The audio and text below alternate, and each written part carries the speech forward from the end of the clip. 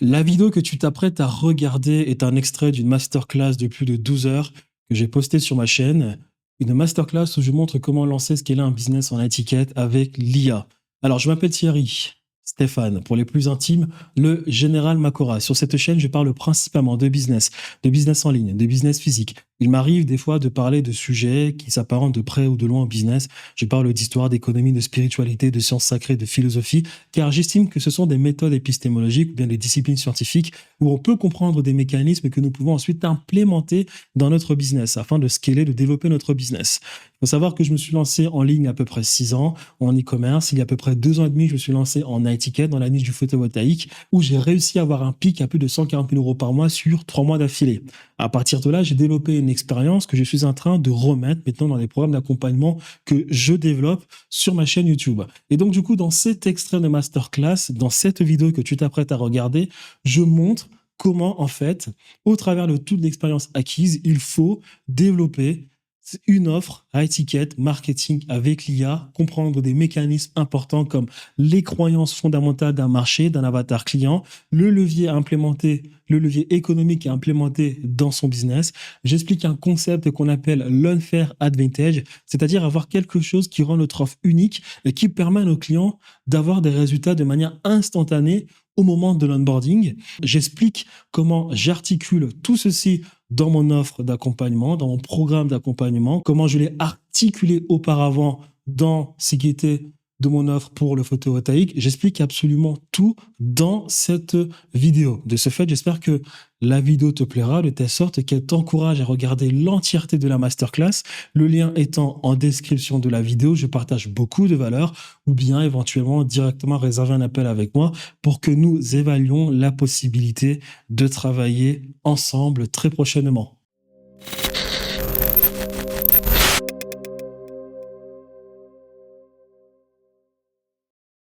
J'ai développé près d'une centaine de templates automatisés.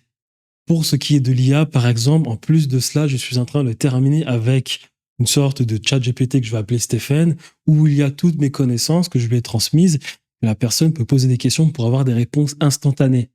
Cette personne, en fonction des modules, en fonction des modules, c'est ici, là, c'est ici, là, des ressources premium, plus de 200 templates, outils d'automatisation avancés, stratégies d'acquisition testées, des templates et outils automatisés, plus de 140, dont certaines avec l'IA Done for You pour structurer et lancer votre offre rapidement. Et là, c'est pareil. J'ai fait en sorte de créer le maximum de mécanismes clés en main en fonction des problèmes du client. Un client peut avoir un problème au niveau de l'acquisition, un client peut avoir un problème au niveau du setting, un client peut avoir un problème au niveau du closing, un client peut avoir un problème au niveau du recrutement, du management, un client peut avoir un problème au niveau de la création de contenu, un client peut avoir un problème au niveau de la standardisation, de l'automatisation pour toucher plus de monde.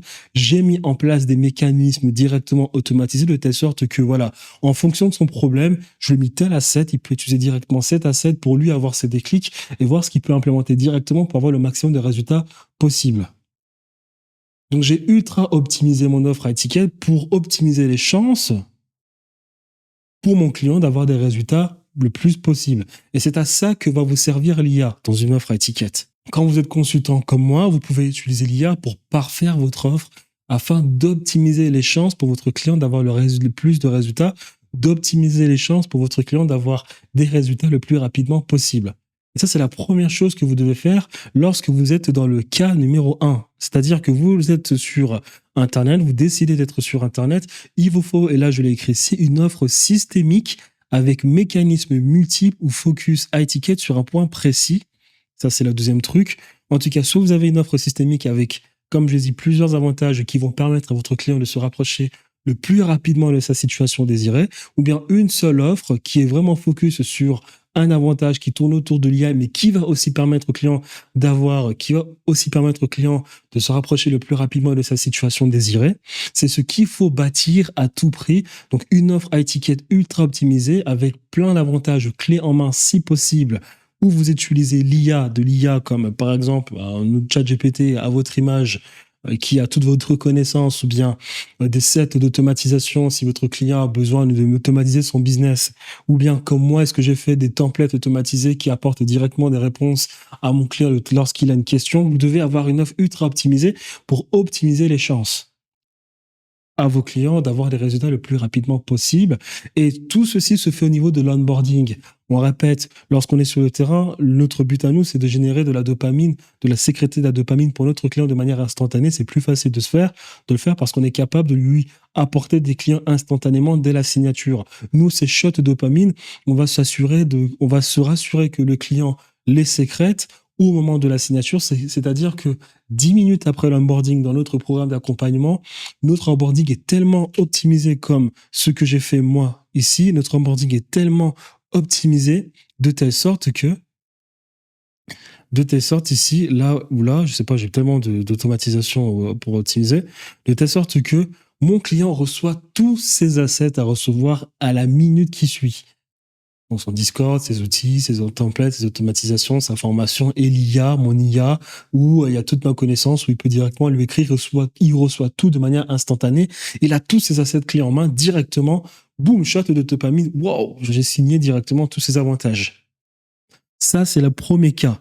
Une fois que ce cas est passé, une fois qu'on réussit à passer au deuxième cas, on commence à être connu. Là, on entre dans la logique du premier cas, c'est-à-dire où on a l'écosystème, on n'est pas vraiment sur Internet, on utilise la publicité, on contacte d'abord les clients de nos clients, on fait de l'ubérisation pour apporter des résultats instantanés à notre client au travers duquel on lui a déjà trouvé des clients. Dans le deuxième cas, on commence à être connu, on est déjà dans cette situation-là et ça devient plus facile au niveau de l'unfair advantage. Pourquoi? Parce que lorsqu'on commence à être connu, lorsqu'on crée du contenu, qu'est-ce qui se passe derrière? Il se passe que des gens vont commencer à nous contacter, des setters vont nous contacter, des closers vont nous contacter et potentiellement nous, parce qu'on a tout un écosystème, on a créé du contenu, on a un écosystème, on a une chaîne YouTube optimisée, on a un Instagram optimisé, on a un LinkedIn optimisé, il est plus facile pour nous maintenant parce qu'on a le contenu qui rassure, qui va directement rassurer les personnes qu'on va contacter sur les réseaux sociaux. Naturellement, on peut commencer à faire exactement comme on est censé faire au cas numéro 1. On peut potentiellement contacter les clients de nos clients, première chose, ou bien naturellement, si on est dans une thématique bien précise, les potentiels clients de nos clients vont eux nous contacter directement pour savoir pour savoir exactement comment nous, on peut les aider. Et à ce moment-là, on renforce l'unfair advantage de base qu'on essaie de construire dans notre cas numéro 1, c'est-à-dire où on n'est pas connu, on a une personal brand, on a une offre à étiquette ultra optimisée avec avec plein d'avantages clés en main. C'est un unfair advantage, on va le renforcer parce que là, on peut rentrer dans une approche d'ubérisation et notre unfair advantage est plus puissant parce que qu'est-ce qui se passe derrière? Il se passe qu'on a un écosystème, on a une personal brand qui est ultra optimisée. Donc, dès que la personne a signé, elle reçoit tous ces avantages clés en main. Mais en plus de cela, eh bien, on peut commencer à lui dire que, bam, on a déjà contacté des potentiels clients exactement comme ce qu'on a expliqué avec le community management et on peut directement mettre à disposition des personnes, des potentiels clients pour notre client pour le coup. Exactement comme le community management. C'est-à-dire que, par exemple, il y a les entrepreneurs qui sont très présents sur les réseaux sociaux qui ont un business de community management. Au début, lorsqu'ils sont pas connus, ils optimisent un maximum, leur apportent un maximum de templates, etc., clés en main, comment trouver des entreprises qui ont besoin des community management. Ils construisent une IA qui va leur répondre, qui va faire le SAV H24 pour les aider, ces personnes qui sont dans le programme d'accompagnement pour trouver des clients en community management. Pendant ce temps-là, la personne qui, elle, a son programme de community management, lorsqu'elle crée des réseaux, les réseaux commencent à prendre de l'ampleur, elle commence à avoir des abonnés, cette personne, ou bien vous commencez à avoir une chaîne YouTube qui se développe, elle a maintenant un pouvoir, grâce au travail de sa personal brand, où elle peut commencer à contacter les entreprises, leur dire, écoutez, j'ai un programme d'accompagnement, j'ai plein de personnes qui, elles, sont prêtes à travailler en tant que community management, on constitue une liste du coup de ces entreprises, et là maintenant, les clients, qu'est-ce qu'on fait? On a notre formation ultra optimisée clé en main où elles reçoivent tout le monde d'onboarding avec tous les avantages, et en plus de ça, elles peuvent dire, on a une liste de clients, on a une liste d'entreprises qui, elles, recherchent activement des community managers. Et c'est comme ça que notre unfair advantage est encore plus puissant.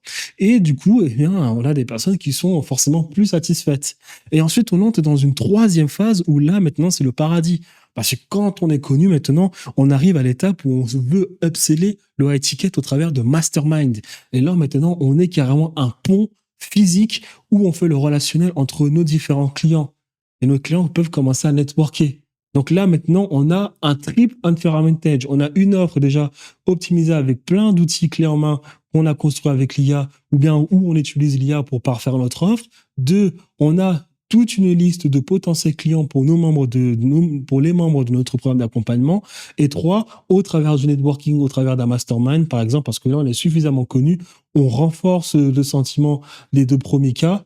Et en plus de ça, les personnes peuvent faire du networking pour elles, en plus de cela, découvrir pas mal de choses, tout simplement parce que ces personnes communiquent entre elles. Donc ça, c'est ce qu'il faut comprendre au niveau de l'unfair advantage. Moi, actuellement, je suis par exemple au premier cas pour l'instant. Je suis encore en train de développer mes réseaux sociaux. Par exemple, j'ai vu Antoine Blanco qui fait le travail. Antoine Blanco a compris qu'il fallait qu'il change pas mal de choses sur son business. Et là, récemment, il fait du growth operating. Qu'est-ce qu'il fait? Il se sert de sa notoriété, de son personal branding pour lui d'abord trouver des créateurs de contenu qui cherchent des growth operators. Ensuite, lui, il construit une formation. Il a ce système de birisation, il fait des challenges, il a une liste de personnes qui cherchent des growth operators, et lorsque les personnes vont entrer dans ce programme d'accompagnement, il va pas se casser la tête, il va former ces growth operators, ensuite directement, lorsqu'ils sont formés, il va faire le relationnel entre ces growth operators et les créateurs de contenu qui connaissent Antoine Blanco, et ces growth operators, eux, sont contents. Et lorsque le business commence à bien fonctionner, on passe à l'étape 3, c'est-à-dire on upsell avec une offre de mastermind, une offre encore plus high ticket que l'offre de base. Donc ça, c'est l'approche qu'il faut avoir pour ce qui est de l'unfair advantage. Maintenant que vous savez ça, je peux vous montrer mon offre. Alors, si vous voulez, je vous lis, hein, mais je vous ai déjà tout expliqué. Donc, approche numéro 1 sont les réseaux sociaux, développer l'offre, créer une offre à étiquette systémique, définir son système d'acquisition et sa délivrabilité, trouver des clients de vos clients, contacter ces clients ou potentiels clients en premier. On fait un setting long, on s'entretient avec les clients de nos potentiels clients. Dès que c'est bon, exactement comme dans le photovoltaïque, ensuite on fait du marketing, on fait des publicités, on dit à nos potentiels clients, écoute, on a déjà tes clients. Signe et tu vas voir. Tiens, prends-les directement. Ouais, mais non, je paye pas. Montre-moi d'abord que ça marche. Très bien. Tiens, 1, 2, 3, test. Quand tu es satisfait, reviens me voir, on signe, on continue de travailler ensemble. Il est content. Ça s'appelle de l'ubérisation, c'est-à-dire mettre en relation les deux parties. Exemple, je l'expliquais avec le photovoltaïque. Approche numéro 2, je l'ai aussi expliqué. Donc, statut, on n'est pas. Ça, c'est l'approche numéro 2. En cas numéro 1, approche numéro 2, étape 1, excusez-moi. Statut, on n'est pas connu. Offre, on a une offre systémique ou bien une offre vraiment qui est focus sur une IA. Je l'ai déjà expliqué avec l'e-commerce. Tu peux avoir une offre high ticket focus sur l'IA où tu as toute une infrastructure IA où tu fais de la création en automatique de vidéos UGC et ensuite derrière tu peux contacter les e-commerçants qui eux recherchent exactement ces créations de contenu en automatique UGC parce que l'UGC fonctionne bien mieux en e-commerce parce que ça fait des vidéos authentiques. Tu as toute une infrastructure qui est vraiment axée sur cette unfair advantage tout autour d'une IA, tout autour de cette infrastructure IA et tu en fais la promotion. Résultat obligatoire, résultat instantané à la signature du contrat. C'est-à-dire que là, maintenant, comme je t'ai dit, tu vas apporter plein de bénéfices clés en main à cette personne. Et cette personne est complètement contente. Par exemple, pour l'e-commerce, là, je suis dans ce cas numéro 1 là, à la signature du contrat, l'infrastructure, il faut que tu trouves le moyen de créer un onboarding ultra optimisé de telle sorte que la personne, elle, l'infrastructure que tu as créée, la personne, elle te donne le nom de son site. Prenons par exemple lvmh.com. lvmh.com, tu mets le truc dans ton infrastructure, directement, ça te génère 50 vidéos en automatique au travers de l'infrastructure que tu as créée, peut-être auprès de Sora 2. Ça génère directement de la dopamine auprès de la personne. Elle n'a pas gagné de l'argent, mais elle a ces 50 vidéos instantanées. Ces 50 vidéos instantanées, elle peut ensuite directement les utiliser en publicité pour commencer à faire de l'argent. Donc là, c'est ce que je dis, c'est que on lui a permis de sécréter la dopamine de manière instantanée en lui apportant des résultats indirects à l'argent, mais qui en réalité sont directement corrélés, qui lui permettent de gagner de l'argent. Comme moi avec le photovoltaïque, je leur apporte directement des clients qui, eux, sont intéressés par les installations. Ensuite, c'est eux qui font le travail à installer panneaux solaires et de gagner de l'argent. Et ben là, par exemple, pour l'e-commerce, c'est pareil. On a une infrastructure qui génère des vidéos qui fonctionnent à la signature du contrat. La personne a juste à mettre lvmh.com dans la machine. Ça génère 50 vidéos ultra optimisées en UGC. Elle se sert de ces vidéos pour ensuite les poster sur ses réseaux sociaux ou bien en publicité et commencer à gagner de l'argent. Et lorsqu'on est connu en dernier, statut, les gens commencent à vous connaître, nouveau flux, personne vous contacte directement, action, double mécanisme pour trouver des clients. Donc là, quand on commence à être connu, les gens viennent à nous. Donc on n'oublie pas, dans l'énergie féminine, entreprise féminine, développez votre féminité. Et féminité, ça ne veut pas dire avoir une chatte. Ça veut dire être dans ce qu'on appelle l'abondance, la canalisation, le cyclique, l'énergie maîtrisée. Si vous êtes des hommes, vous avez énormément de force vitale, vous avez énormément de puissance. L'énergie féminine sert à canaliser tout ce flux. Exactement comme lorsque vous faites du sport, vous vous régénérez, vos muscles se régénèrent durant la nuit, comme la lune canalise lors d'éclipses les phénomènes, les fluctuations spontanées du soleil, ce qu'on appelle des vents solaires. Soyez dans votre énergie féminine, l'abondance, le jardin qu'on cultive et les gens viennent à nous. On fait en sorte que les gens viennent à nous. On n'est pas là en train d'utiliser toute notre puissance de conquête dans l'énergie masculine, en train de poursuivre les gens dont la seule au travers duquel la seule résultante sera de chasser les gens, de faire en sorte que les gens fuient parce qu'on est trop agressif. Il ne faut pas être agressif, il faut être séduisant et manipulateur. L'arme des femmes, c'est la manipulation, quand l'arme des hommes, c'est le rapport de force. Soyez dans cette manipulation. Il n'y a rien de plus sexy, il n'y a rien de plus attrayant qu'un humain qui sait manipuler, qui sait faire en sorte que les gens viennent et puis s'intéressent à ce qu'on peut leur proposer, et puis bam, se font piéger par le piège qu'on a mis en place. Comme une souris, quoi, qui vient chercher son camembert. Donc, c'est ce qui se passe. Quand tu commences à être connu, les gens viennent à toi. Tu crées du contenu, tu as un écosystème, ils savent qui tu es. On répète encore le parcours du client à étiquette qu'il faut maîtriser, c'est-à-dire que les gens qui s'intéressent à nous doivent connaître leurs problèmes, doivent connaître leurs objectifs, doivent connaître leurs KPIs, ils doivent avoir conscience qu'on a la solution pour nous, ils doivent avoir conscience qu'on connaît leurs problèmes, qu'on sait se mettre à leur place, ils doivent être convaincus qu'on peut potentiellement les aider, ils doivent être des décisionnaires, ils doivent avoir du budget et ils veulent résoudre leurs problèmes maintenant, pas demain. Maintenant. Et si ces personnes sont en train de vous dire « Oui, alors je vais vraiment travailler avec toi, mais je pense qu'on va pouvoir commencer le mois prochain », c'est un smoke screen. C'est-à-dire que vous n'avez pas encore bien élucidé le problème. On va en parler tout à l'heure dans l'acquisition, dans ce que j'appelle le parcours du client à étiquette. Mais là, ça veut tout simplement dire que dans votre système, dans votre écosystème d'acquisition, il manque juste certaines petites étapes pour rassurer suffisamment le client de telle sorte qu'au moment de l'appel de closing, la personne, en fait, elle est juste là. Vas-y, j'ai pas le temps. Donne-moi la feuille, je signe, on commence à travailler. Le plus important dans votre écosystème en étiquette, ce n'est pas vos compétences en closing. Le closing, oui, c'est important, le closing est vital. Mais de nos jours maintenant, la chose la plus importante, c'est toute la phase d'éducation, tout le marketing à mettre en place, de telle sorte que lorsque les personnes s'entretiennent avec vous, elles n'ont pas envie de perdre de temps, elles viennent, elles signent. En appel de closing, vous n'êtes pas censé faire le travail de filtration, de filtrage. Ça, c'est un travail qui doit être fait avant l'appel de closing. Durant l'appel de closing, c'est un appel en réalité un appel de pote. Vous prenez connaissance de la situation de la personne vous dit, écoute, je veux travailler avec toi, voilà mes problèmes, tac, tac, tac, tac, ok, pas de problème, tiens, signe, on commence. Je vous rappelle que les personnes qui maîtrisent ces process, qui ont un écosystème qui fonctionne, pour ces personnes-là, elles peuvent littéralement closer en DM. C'est exactement l'objectif que vous devez chercher à atteindre. Closer les personnes en DM. Et là, donc, du coup, pour l'étape numéro 2, donc là, on commence à être connu, les gens commencent à venir à nous, on est dans l'énergie féminine, on est la lune qui canalise, on est la femme sexy que tout le monde veut draguer, on est le jardin rempli, on est l'Afrique avec un sous-sol rempli de matières riches où on veut venir, nous aussi avoir notre part du gâteau. On est cet écosystème qui attire tout le monde. Voilà, et là c'est plus facile d'avoir un unfair advantage un peu plus solide, et après on a l'étape 3, l'omniprésence, on fait de l'autorité staking, c'est-à-dire qu'on fait des upsells sur déjà une offre à étiquette qui fonctionne bien. L'autorité staking, c'est-à-dire on pack les offres. L'offre à étiquette première qui a fonctionné, une deuxième offre à étiquette qui a fonctionné, un mastermind qui a fonctionné, on upsell encore sur 3 mois, on upsell encore sur 6 mois, on fait de l'autority staking. Et là, et donc pour ce qui est, moi, de mon business, c'est ce que j'ai fait, Conquête Digitale. Je vous ai déjà montré. Là, vous voyez, il y a Demo Voice, je vous l'ai déjà montré. Eleven Lab, je vous l'ai déjà montré. Sésame, je vous l'ai déjà montré. Ça, c'est une IA qu'on a fait en 3 secondes. C'est un exemple. C'est-à-dire qu'avec Cursor, on a fait le site internet. Ça, c'est même pas moi, c'est mon client qui me l'a fait, pour vous dire. C'est-à-dire que mon client, il est tellement content de la valeur que je lui apporte. Il me dit, tiens, Thierry, regarde, j'ai fait ça pour toi. Parce que ça, de base, moi, j'avais pas le temps. Moi, j'étais en train d'optimiser mon offre. Il m'a dit, et vu que je me suis rendu compte qu'il avait des compétences en IA, je lui ai demandé 2-3 petits conseils. Il m'a montré, après, j'ai commencé à faire le travail moi-même. Mais ça, par exemple, vous voyez, là, il y a une IA ici, là.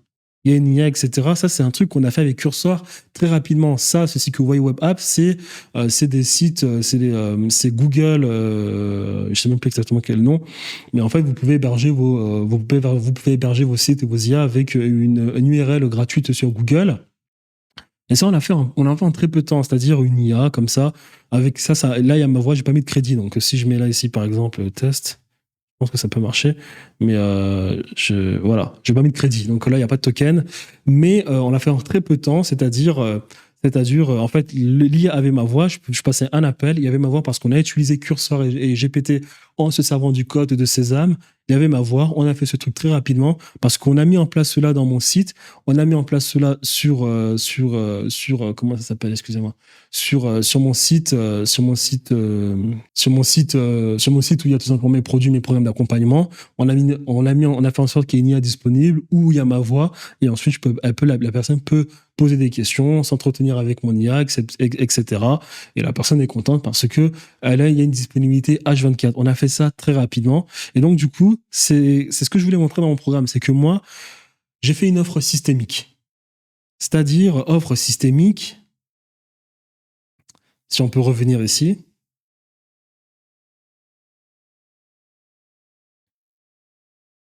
J'ai fait une offre systémique, c'est-à-dire, on a abordé tous les cas possibles, imaginaires que peuvent rencontrer les gens comme problème dans leur business. On a résolu tous ces cas-là, tout simplement. Prédisposition, personal branding, l'offre, étude de cas, recrutement, tutoriel base, système d'acquisition bonus.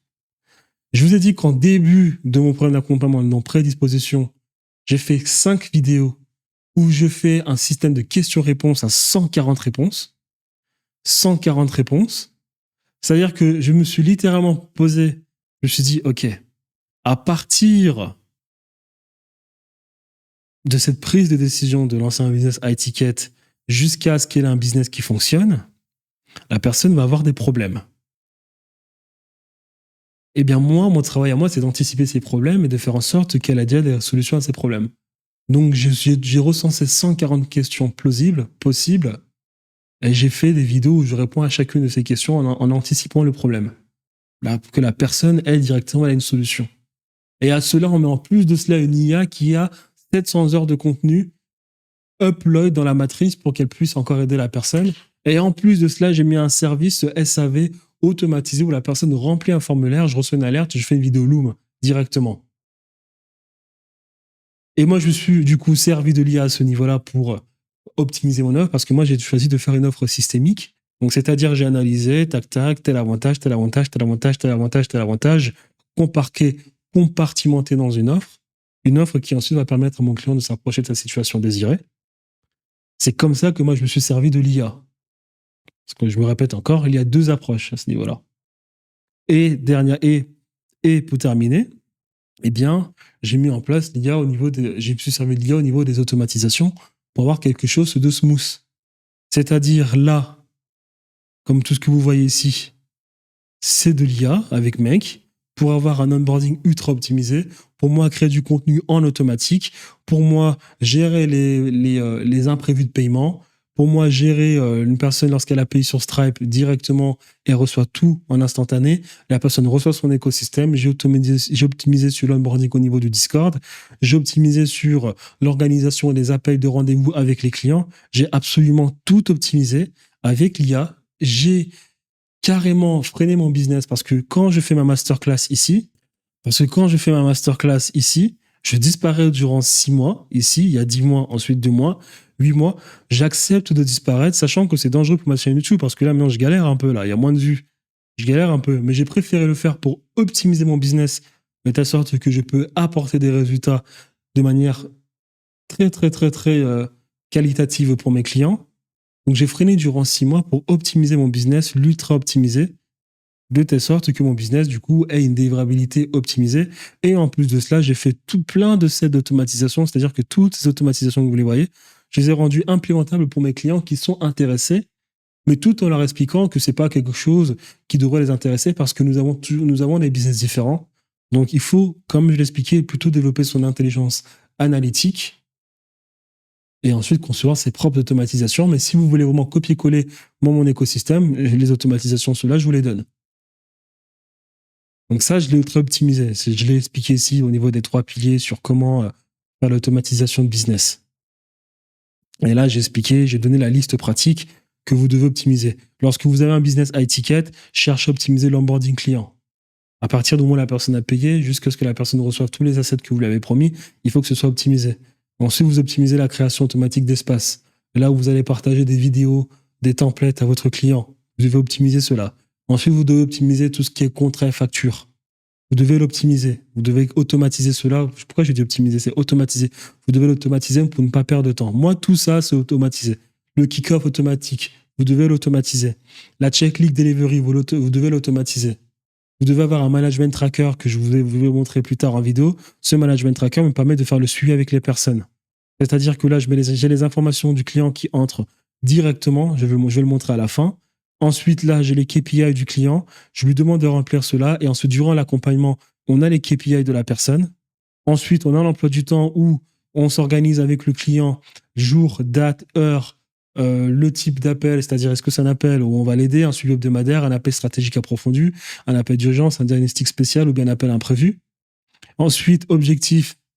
Là, on met les objectifs, la phase, le pilier. Est-ce que c'est un objectif vis-à-vis de l'acquisition organique, payant, setting, closing, les gars, recrutement en fonction de ce qu'on doit résoudre avec le client? Est-ce que c'est important, ultra important, moyennement important? On écrit l'objectif, on a les tâches. Et là, on écrit bien, est-ce que c'est au client de faire le travail ou bien est-ce que c'est à nous, les organisateurs, c'est-à-dire ceux qui sont les organisateurs du programme de faire le travail? Là, on écrit le responsable, c'est-à-dire de la personne. Est-ce que c'est le nom du client ou bien le nom du responsable ou bien le nom, c'est-à-dire moi, par exemple? On met la date fixée, on met la deadline. Est-ce que c'est fait? Est-ce que c'est pas fait? Où est-ce qu'on s'en est? Comment ça avance? Est-ce que la priorité est haute ou moyenne ou basse? Parce que on peut recenser ici plusieurs objectifs et on met dans ces objectifs la semaine en fonction du programme. Si on part du fait qu'on a un programme d'accompagnement de 4 mois, on met ici exactement à quelle semaine on a mis en place cet objectif-là. Et à la fin, on note ici, en fonction de la personne qui est censée s'occuper d'objectifs, on met ici ce qu'on a à 0, 10, 15, 75, 90%. Est-ce que ça a été validé? On met la date de validation et on passe au suivant. Et ensuite, ici, on a une approche socratique pour vérifier si la personne est contente. On fait une checklist socratique toujours pour voir s'il n'y a pas des choses qu'on a oublié de mettre. Et donc, du coup, on a un système de questions qu'on pose au client, lui répond à ces questions. Et on a aussi un système de questions pour les membres, pour les organisateurs du programme, c'est-à-dire pour moi. Ça, c'est ce qu'on appelle un management tracker qu'il faut automatiser avec des automatisations. Ça permet d'optimiser le delivery avec la personne. Ça permet de rendre le process agréable. Vous devez automatiser aussi tout ce qui est nurturing, c'est-à-dire avoir des séquences d'SMS, d'emails, WhatsApp personnalisées. Vous devez l'automatiser. Vous devez automatiser lorsqu'une personne n'a pas été présente au niveau de l'appel. Qu'est-ce qu'elle va recevoir comme WhatsApp? Qu'est-ce qu'elle va recevoir comme email? Qu'est-ce qu'elle va recevoir comme SMS? Comment le setter, lui, directement, va contacter la personne de manière instantanée? Qualification IA aussi, ça c'est ce qu'on va voir tout à l'heure dans le parcours du client à étiquette. Vous devez avoir un système qui va vous permettre de filtrer les leads. Est-ce que ce lead est qualifié? Est-ce que ce lead n'est pas qualifié? Est-ce que ce lead est moyennement qualifié? Vous, dans votre CRM, vous devez avoir un système qui est automatisé avec ici Make. Moi, c'est ici, dans une partie ici qui s'appelle acquisition. J'ai des automatisations ici qui sont automatisées ou en fait, en fonction de la personne, en fonction du taux d'ouverture d'une personne pour ce qui est de mes SMS et de mes emails, il y a une automatisation qui va ensuite mettre les hashtags sous le nom de la personne pour me notifier, moi et mes équipes, si cette personne est qualifiée, moyennement qualifiée, elle a connaissance qu'on peut l'aider ou pas, elle est obnubilée sur le fait qu'elles veulent résoudre ses problèmes. Ça, vous devez l'automatiser. Et nous, on a des automatisations développées comme ça. On a une chaîne d'automatisation comme ça. En tout cas, il y en a plein là. Vous devez automatiser votre SAV. Le rapport hebdomadaire, vous devez les automatiser. C'est-à-dire faire un rapport hebdomadaire dans vos équipes et aussi avec le client, il faut l'automatiser. Nous, on le fait avec Frame.io, avec Riverside, avec des Google Sheets. Automatiser les suivis de paiement, ça c'est ultra important. On a ça ici, en fonction de comment la personne a payé, est-ce que ça a été fait avec Stripe, est-ce que ça a été fait par virement bancaire. Vous devez l'automatiser. Est-ce que la personne a payé? Est-ce que la personne n'a pas payé? Est-ce que la personne a un problème? Est-ce qu'il faut décaler? Vous devez l'automatiser. Je pense que c'est ça là. Encore une fois, tout ça là, j'ai utilisé mon intelligence intuitive. j'ai anticipé, tout en optimisant pour éviter les litiges et les chargebacks. Automatiser la production de contenu, comment vous allez produire du contenu en automatique, ça c'est très important et je vous encourage à le faire parce que ça va vous prendre beaucoup de temps. Ne postez pas des vidéos en manuel, automatisez, vous voyez comment vous pouvez automatiser cela. Les IA aussi, aujourd'hui maintenant, on fait des IA on fait des publicités, excusez-moi, avec l'IA. Vous voyez comment vous pouvez créer une infrastructure pour utiliser Sora, Google, VO3 et automatiser. On l'a montré tout à l'heure, il y a des mecs très compétents sur Internet qui font des automatisations au travers de N8N et de Make, automatisation IA. Il y a ce mec-là dont on se souvient, dont nous avons oublié le prénom. Voilà, lui là. C'est le truc de demain. Oui, je sais pas quel est son prénom. Comment il s'appelle encore ce mec? Moi, j'ai une conviction. Il s'appelle Shubham. Sharma. Lui, par exemple, il fait du très bon travail. Lui, par exemple, il fait du très bon travail. Il y a aussi des Américains qui font du très bon travail sur mes automatisations. Par exemple, lui, il a automatisation, la création de vidéos en automatique avec Sora 2, créer un écosystème de cette manière-là pour faire des publicités IA. Vous pouvez regarder ce que font les Américains, comme vous pouvez regarder ce que font les Français, comme cette personne-là. Automatiser au niveau de sondage. C'est-à-dire qu'ici, vous allez voir vos clients, vous avez un petit formulaire, vous demandez de remplir pour voir exactement quels sont les points améliorés. Vous pouvez l'automatiser. La gestion d'équipe, ça c'est normal. Automatiser la communication entre les setters et les closers. Comment vous l'optimisez au niveau du Discord, au niveau des templates, au niveau des EOD reports. Il faut l'automatiser. Vous automatisez le backup, c'est-à-dire archiver les documents, Google, Drive, les contrats. Utiliser frame.io. Frame.io, c'est vraiment quelque chose d'exceptionnel. Frame.io, vraiment, les amis, si vous pouvez travailler avec frame.io, c'est exceptionnel. Ça fonctionne tellement mieux que Drive. Et en plus de frame.io, utilisez Wasabi. Wasabi, c'est ce que j'utilise. C'est-à-dire, au lieu d'aller travailler sur Google Drive, télécharger Wasabi, ou bien, non, excusez-moi, excusez-moi, je me suis trompé. Utilisez plutôt Transmit.io. Transmit5. C'est-à-dire en fait que Transmit5, vous allez connecter votre Google Drive à Transmit et ensuite Transmit, vous allez télécharger l'application, vous allez avoir une sorte d'application sur votre téléphone, sur votre MacBook, excusez-moi, votre PC, qui lui est plus rapide, plus fonctionnel que si on était sur Google Drive. Vous avez accès, excusez-moi, à vos fichiers. Je vais vous montrer un exemple ici. Je vais faire une petite capture d'écran rapidement de mon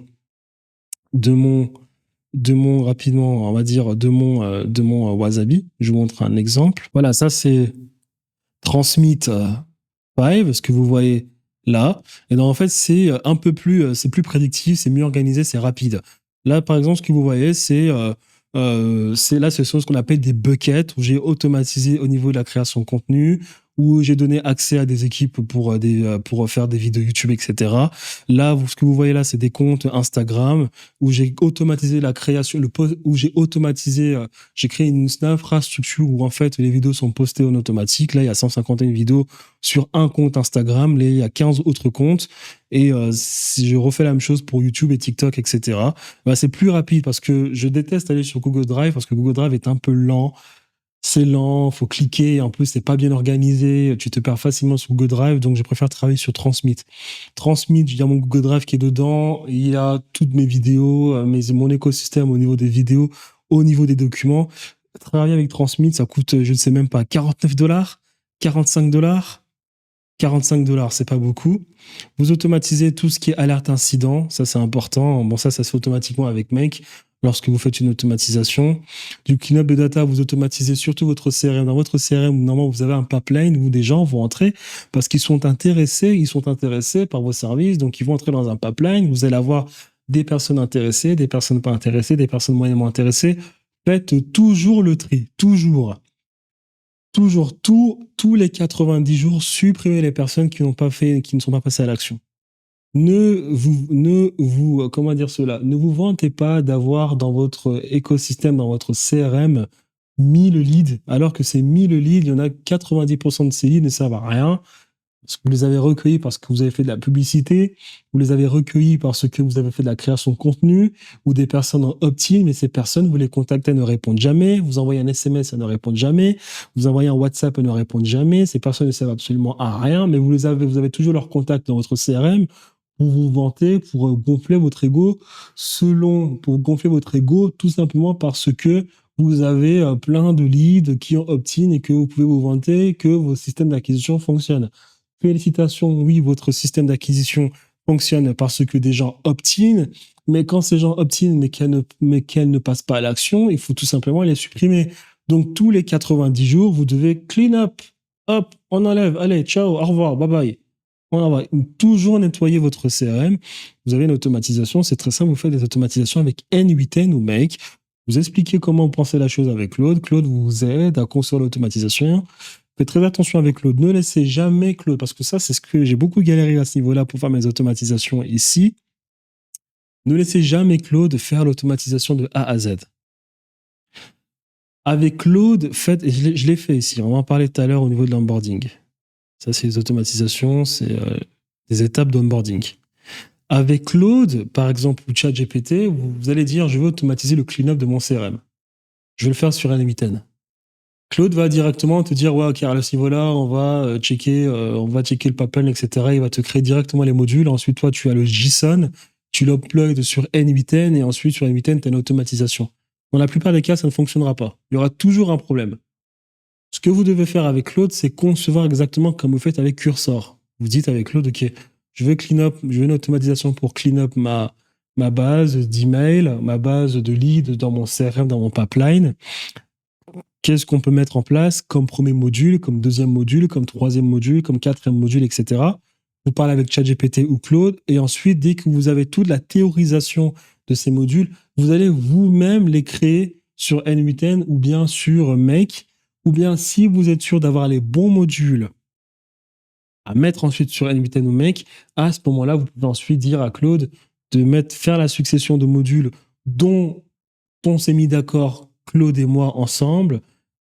Il génère le JSON et ensuite vous allez sur N8N. Sur Make, ça ne va pas marcher parce que Make a fait des mises à jour.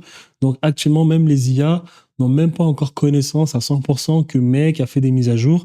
Moi, j'ai beaucoup galéré. Et même si Claude et ChatGPT lisent la documentation, même si elles lisent la documentation, c'est jamais parfait.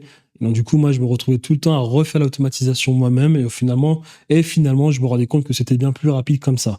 Ne laissez jamais l'IA concevoir directement l'automatisation de A à Z parce que ça va être une perte de temps, parce que vous allez vous rendre compte que ça ne fonctionne jamais comme prévu. Parlez avec elle, regardez quel est le premier module que vous allez mettre en place. Est-ce que c'est un webhook? Ok. Ensuite, quel va être le deuxième module? Est-ce qu'il doit d'abord se connecter au CRM? Ok. Ensuite, qu'est-ce qu'il fait? Etc. Vous vous mettez d'abord d'accord sur la succession de modules. Et ensuite, après, vous pouvez maintenant générer l'automatisation pour N8N, ça va marcher, mais pour Make, vous allez le faire vous-même manuellement. Ou bien, si vous avez déjà les automatisations sur votre Make, vous allez prompter d'abord l'IA pour lui dire, écoute, voilà les modules qu'il faudra utiliser pour l'automatisation dont on s'est mis d'accord. Fais attention, Make a fait des mises à jour. Je te donne un exemple de JSON qui du coup fonctionne pour Make, qui va se baser à travers le JSON et les modules que vous allez lui dire d'utiliser. Et ensuite, il pourrait refaire une automatisation que vous pourrez ensuite directement uploader sous forme de JSON, c'est-à-dire qu'il va vous donner un JSON et le JSON, vous l'uploadez directement sur Make.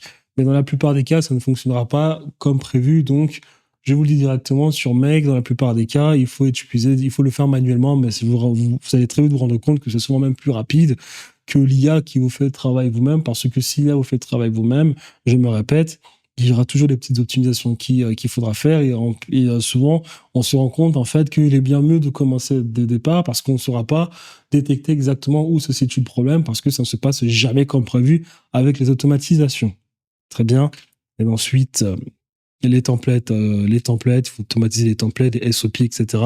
en fonction des clients parce que bien évidemment que le management tracker que je vous ai montré tout à l'heure, eh bien, il faut en générer autant de fois que possible en fonction du client qui vient d'entrer dans notre funnel. Donc, il faut des automatisations pour tout le temps générer un template avec le nom de la personne et les informations de la template, du template Non, avec les informations du business du client dans le template, afin que ce soit un template automatisé, personnalisé. Voilà. Donc ça, c'est tout ce qu'il faut automatiser dans votre business. Moi, c'est ce que j'ai automatisé. C'est ce que j'ai automatisé grâce à l'IA. Votre offre à étiquette doit avoir un onboarding ultra optimisé. Très bien. Eh bien, avoir un onboarding ultra optimisé, c'est avoir toutes ces étapes-là dans votre onboarding. Tout simplement. Toutes ces étapes dans votre onboarding. Donc, première priorité haute, l'onboarding client. L'accès au programme. Email de bienvenue, assignation du coach, calendrier, première session.